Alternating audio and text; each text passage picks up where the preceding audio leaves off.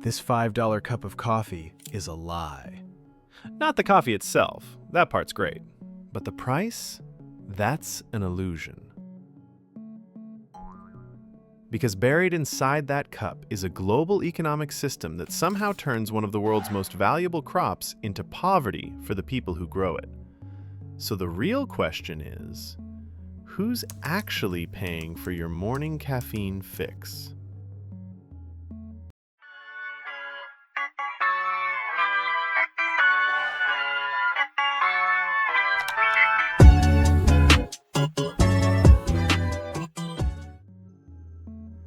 Because that coffee isn't just a drink, it's the villain in a very well-engineered story.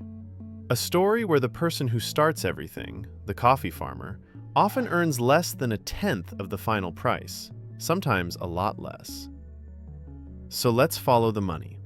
From a single coffee cherry on a mountainside, all the way to the latte art in your cup.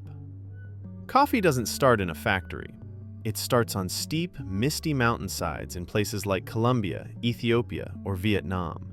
No massive machines, no automated harvesters, just small family farms. About 60% of the world's coffee is grown this way, on farms smaller than 5 hectares. That means entire families spending months growing, protecting, and harvesting a plant that is extremely picky.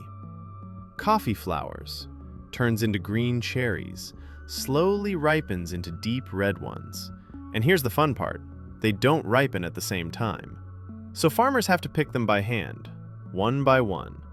It's careful, it's skilled, and it pays about as well as you'd expect. In most official cost breakdowns, a lot of this labor doesn't even count. It's labeled as unpaid family labor, which is a nice way of saying this system only works if the people at the bottom aren't paid properly. After harvest, farmers still have work to do. They wash the beans, ferment them, dry them. Every step can go wrong. Too much rain? Crop ruined. New pest?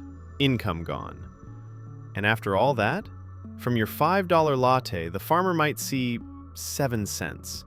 Not 7%, 7 cents. So if the farmer is getting pennies, where does the rest of the money go? This is where the coffee bean starts traveling. First through local middlemen, then exporters, then shipping companies, and eventually, the sea market. That's the global commodities market for coffee. It sets the price for raw beans based on supply, demand, currency movements, weather forecasts, and financial speculation. Lots of it. Some of it now driven by algorithms that react faster than humans ever could, and none of it cares what it actually costs a farmer to grow coffee.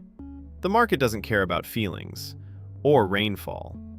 Once the beans cross oceans, they land in consuming countries, the US, Europe, Japan. Importers take over. Warehouses store the beans. Margins get added, and by now, the money has already moved very far away from where the coffee began. Then comes the roaster. This is where things finally start to look valuable. Green coffee beans don't smell good. They don't taste good. Roasting changes everything. A few seconds too long and you've burned thousands of dollars. Too short and it's undrinkable. Roasters don't just add heat, they add identity, branding, storytelling, packaging.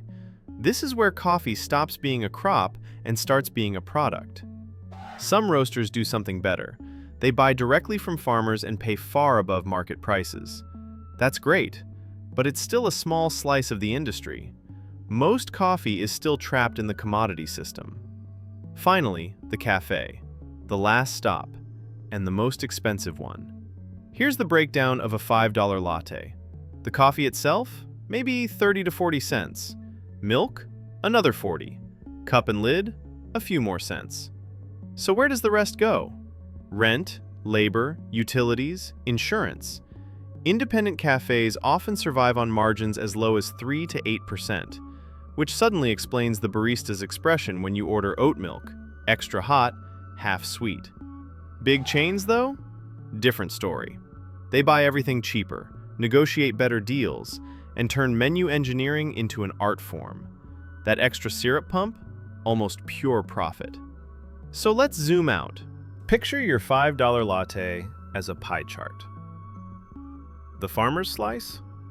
Tiny, sometimes barely visible. Everyone else, traders, shippers, roasters, retailers, gets a much bigger piece.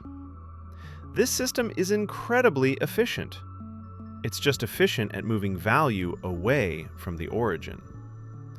The villain isn't a person, it's the structure.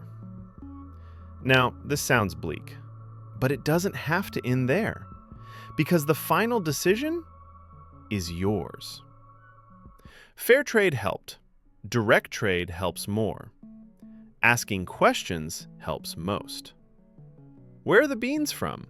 Who roasted them? Who got paid fairly?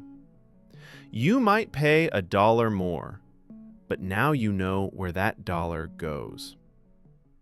Everything you just heard is based on publicly available data, industry reports, and my own research. If I missed something, or if you've seen this system work differently, I genuinely like to hear it. This was BrainyToons. Thanks for thinking this through with me. See you next time.